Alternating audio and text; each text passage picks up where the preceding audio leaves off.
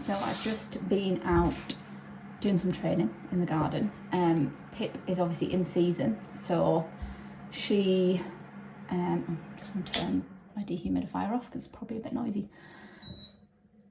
She is in season, so I can't really walk her, and she's driving me mad because she's got so much energy. So I'm going to try and do loads of just like little training sessions throughout the week. I've started reading The Thoughtful Dog Trainer by Joanne of the Ladies Working Dog Group, which I always want to call the Ladies Working Gun Dog Group, but it's not. So yeah, it's quite an interesting book. It definitely, like, I feel like I relate to it. When I used to do training with Milo, when I first got him, I would be super stressed because I knew he was going to misbehave. I knew he wasn't going to do what I wanted him to do. I didn't really know what I was doing. And I know now he was too immature. Like, he matured quite slowly and it was just too much for him. And I didn't know how to correct him or how to deal with his energy. So I obviously met Tasha, started going to lessons with her like weekly or bi-weekly.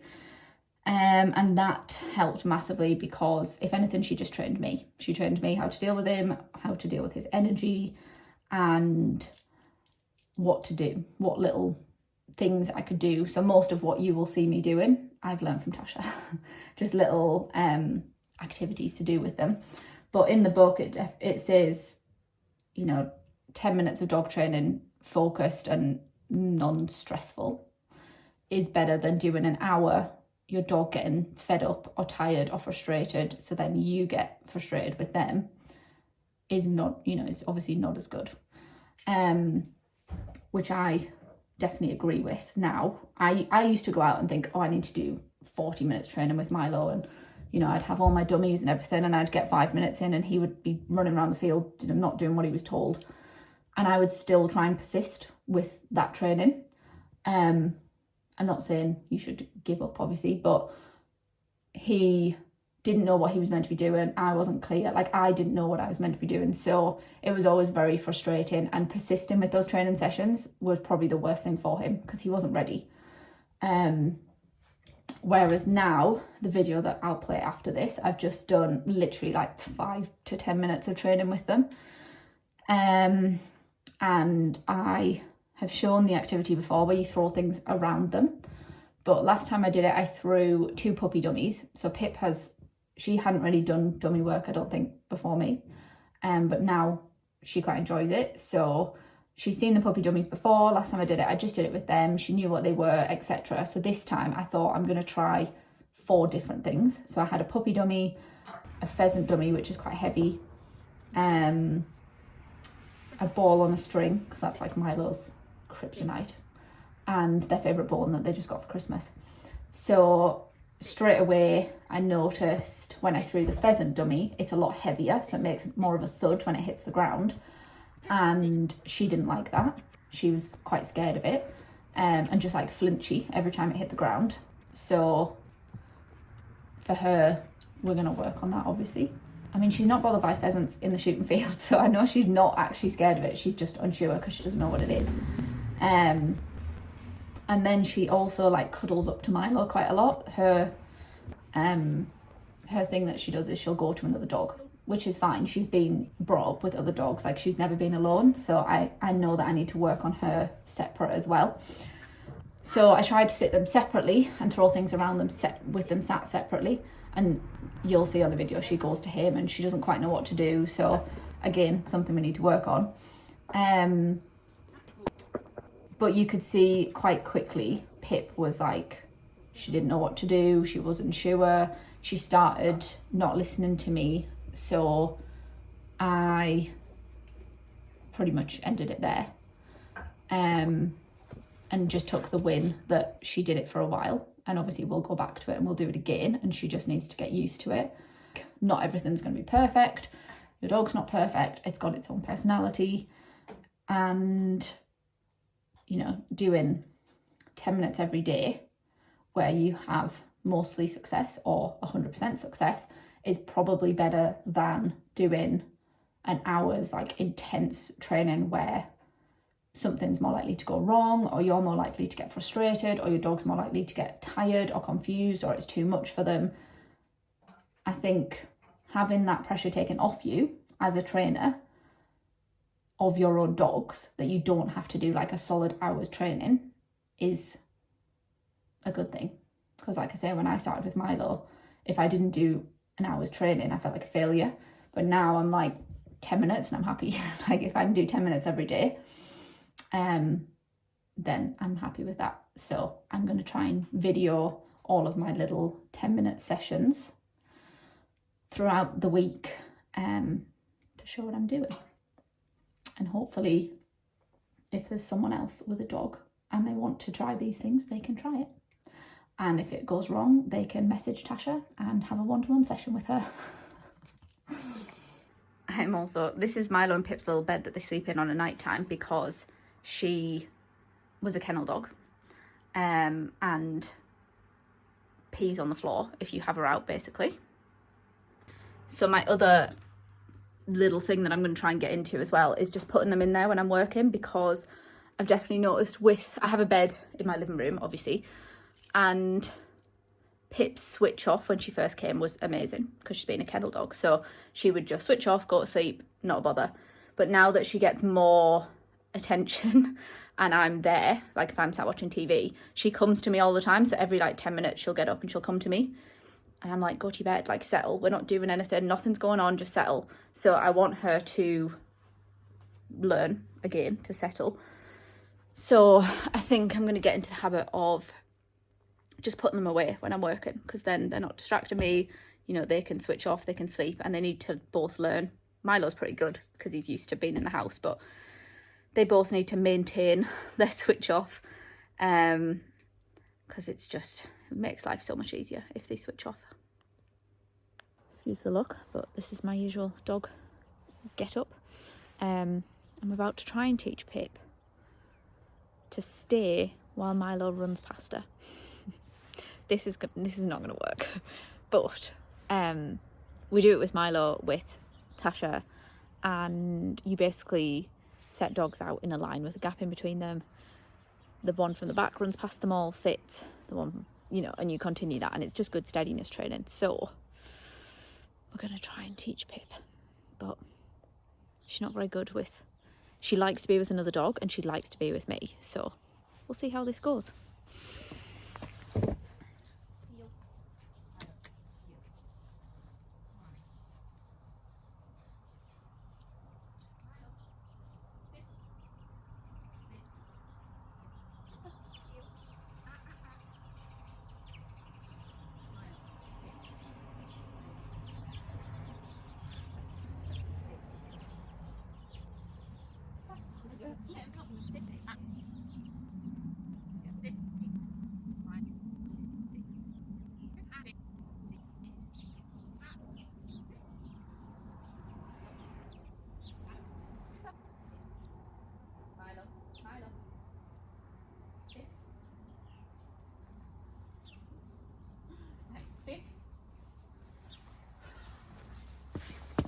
Don't dogs just surprise you sometimes?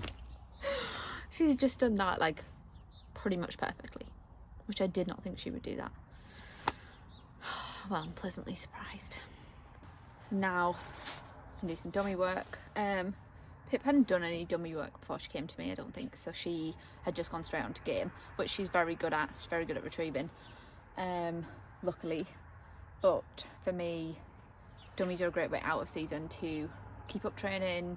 She needs a bit of like steadiness and things, and I just enjoy doing it. So we're working slowly on dummy work, and yeah, that's what I'm working on now.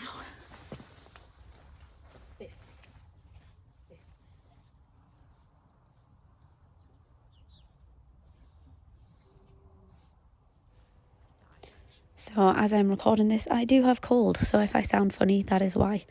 But yeah, I'm just starting some very basic directions because I haven't done this with Pip before, and when I'm out in the shooting field I obviously use my hands and she listens quite well, but just doing dummies for the first time. Very easy directions. Milo's done this before, so he is always keen as mustard on any dummies. He just loves it.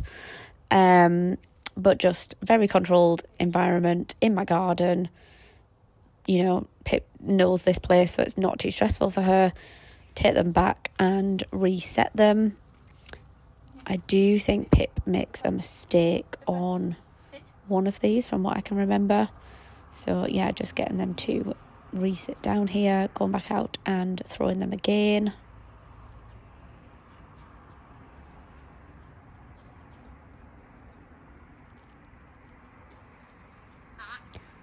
Yeah, so as you see, Pip scooches her little bum.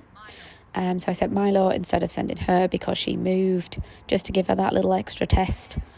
And again, she does come towards me once. Yeah, there. So she comes towards me again. But this is where I almost make the mistake. So I'm still getting used to working 2 dogs. And I go to reset Pip and call her to reset her.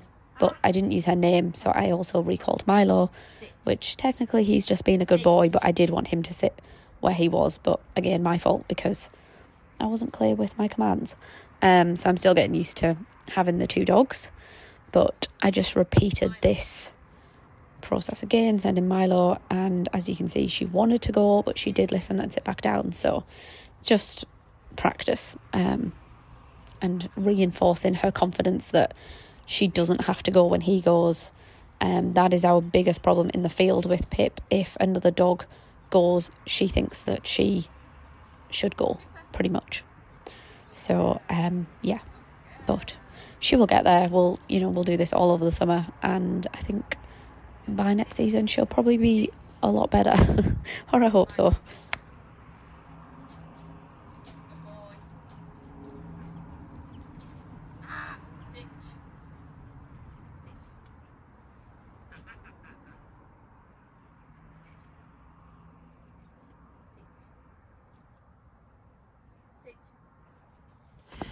So, as you can see, we just need to work on Pip's steadiness pretty much. But Milo is so keen. It's also good for him because he hasn't done dog work with 2 dogs with me. So it's good for him to just steady up a bit really and just listen. You know, he has to share. Not every dummy's for him, so that's really good for him. But yeah, as you can see, Pip just needs to learn that sit means sit and she has to sit still. So yeah, it's good for her. But it's not even very hard work that we're doing, but it's just all to basically get the steadiness with her and learn that she's not allowed to go until I say her name, basically. So that's the basic concept of it. Pip also has the urge to jump out of the car when she's not been told to. My general rule with Milo is once you're in the car, you don't get out until you're told. And she definitely wants to jump out and go and explore and just be a bit of a monkey. So I'm going to make them just sit in the car while I get my washing in and things.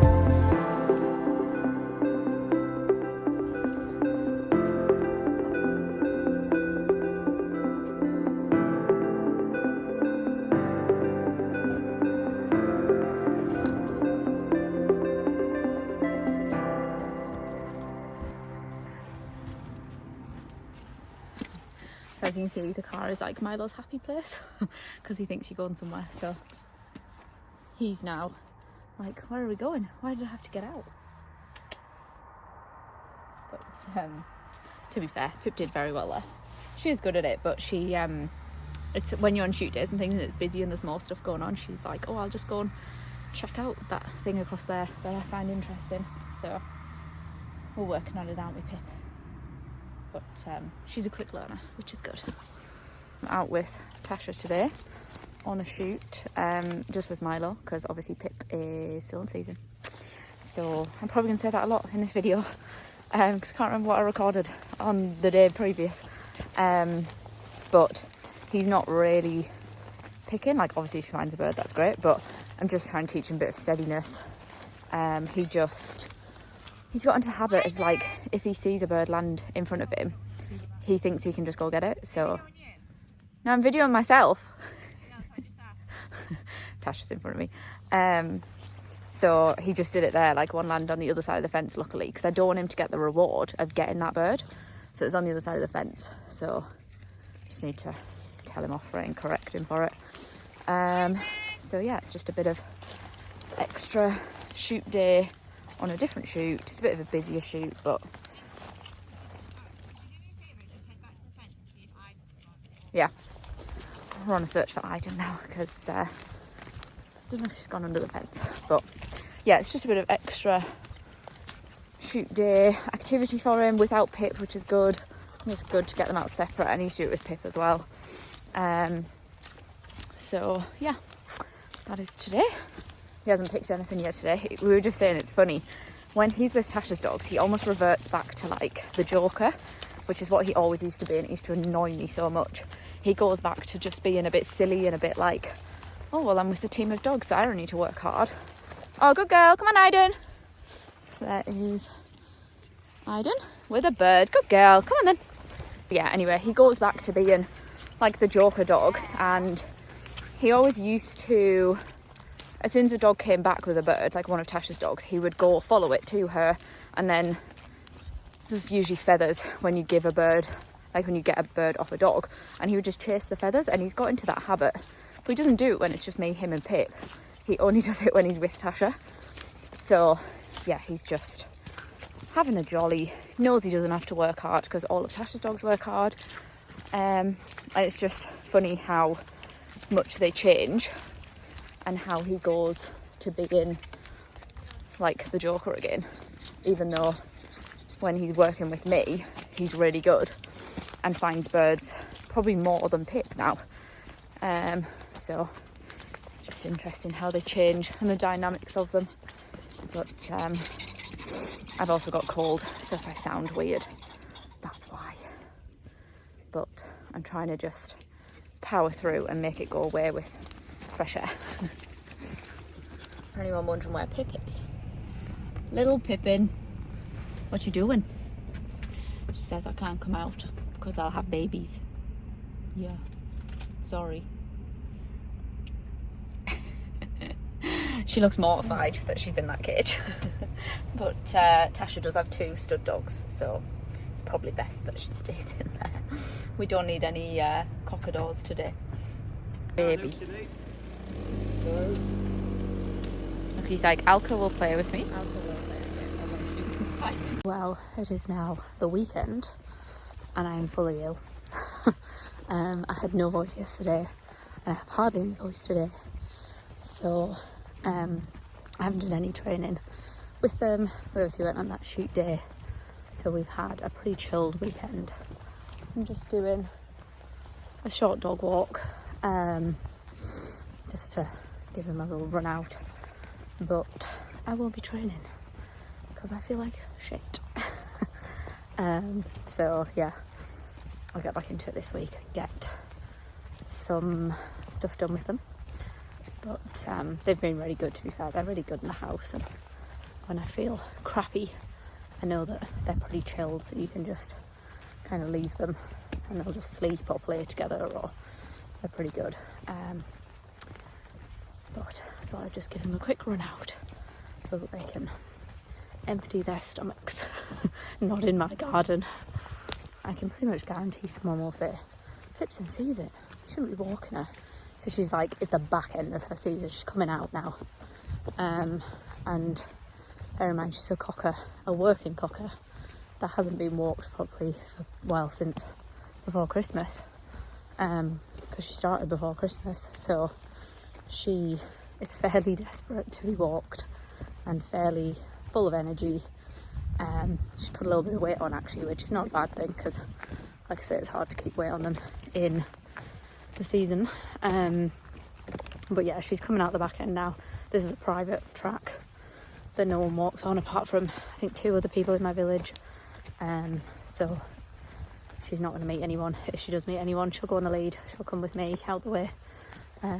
So yeah, she just needs it.